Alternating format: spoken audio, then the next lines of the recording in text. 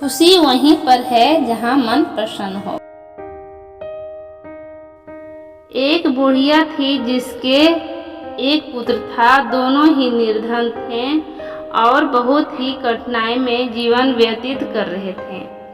एक दिन बुढ़िया माँ के पुत्र ने अपनी माता से कहा कि यहाँ पर तो मेरे लिए कोई काम है ही नहीं, आप मुझे अनुमति दीजिए ताकि मैं किसी दूसरे नगर को जाऊं।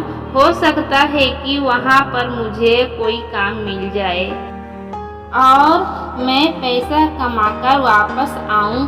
बूढ़ी माँ ने अपने बेटे को एक सिक्का दिया और थोड़ी सी रोटी भी यात्रा मार्ग के लिए दे दी।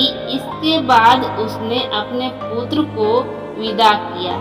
बुढ़िया माँ का बेटा चलते चलते एक बाजार पहुँचा। वहाँ पर उसने एक बूढ़ी भिखारी को देखा। वह चिल्ला कर कह रहा था कि है कोई जो मेरे जीवन के अनुभव को एक सिक्के में खरीदे। कोई भी उस बूढ़े भिखारी की बात नहीं सुन रहा था। इसी बीच उस युवक ने सोचा कि मेरे पास एक सिक्के अतिरिक्त कुछ भी नहीं है, क्यों न यह सिक्का मैं इस बूढ़े को दे दूं।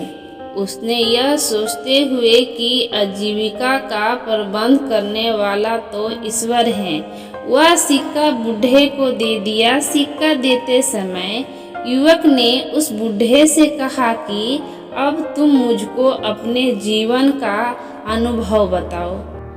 बूढ़े ने कहा कि कोई भी अपनी वर्तमान स्थिति से संतुष्ट नहीं है। वह सोचता है कि इस स्थान से किसी दूसरे स्थान पर जाऊं ताकि मेरी स्थिति बेहतर हो जाए। बूढ़े ने कहा कि मेरे हिसाब से तो वह स्थान उचित है जहां पर मन को शांति मिले।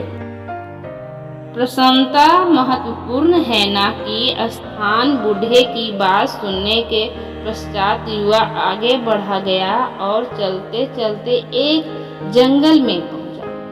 वहां पर उसने देखा कि बहुत से लोग एक कुएं के किनारे जमा हैं। उसने उस लोगों से पूछा कि क्या हुआ।